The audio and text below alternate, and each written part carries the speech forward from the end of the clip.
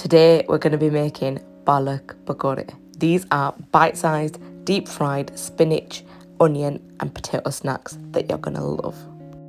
Make sure you've thoroughly washed your spinach leaves. We're using 180 grams here, and then you want to slice them into 1 centimetre thick strips. It doesn't need to be neat, just needs to be chopped up so they're around about the same size as the rest of the veg.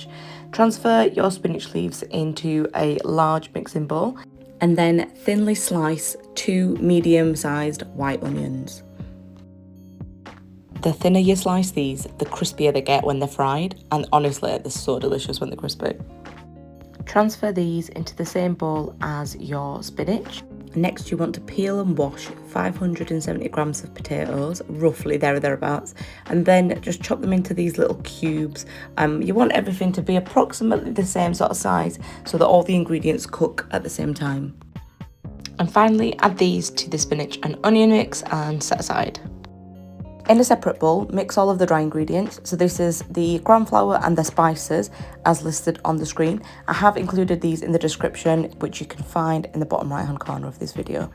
Whisk all the dry ingredients together, that's the spices and the gram flour. You just want to make sure that they're thoroughly combined, and then slowly add 350 millilitres of tap water. The batter needs to be a wet consistency, so it'll take a minute to get there, but this is what you're looking for, a thick batter. It's runny, yet still holds its shape.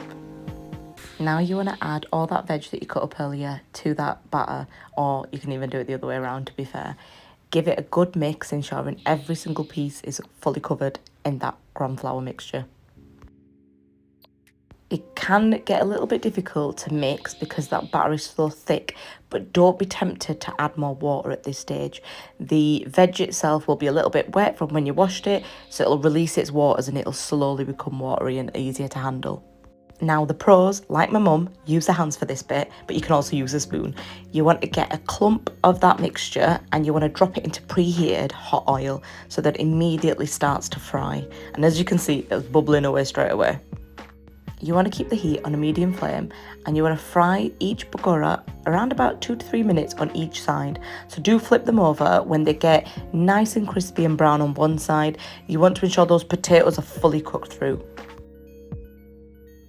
A little tip for you here, don't overcrowd the pan when you're frying them, and always do a quick tester. So I always do a taste test with the first couple of pakoras just to make sure that my seasoning's right. If I want more spice, I can add it. If I want more salt, I can do that afterwards.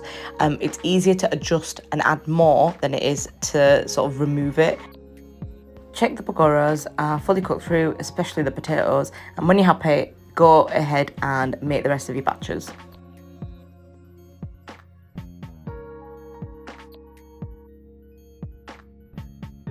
Drain your pakoras on a kitchen towel. It just absorbs any of that excess oil, and let them cool for a couple of minutes before you dive in because they're going to be piping hot, and honestly they're best served warm. They're so delicious, especially on a rainy day, with a cup of chai.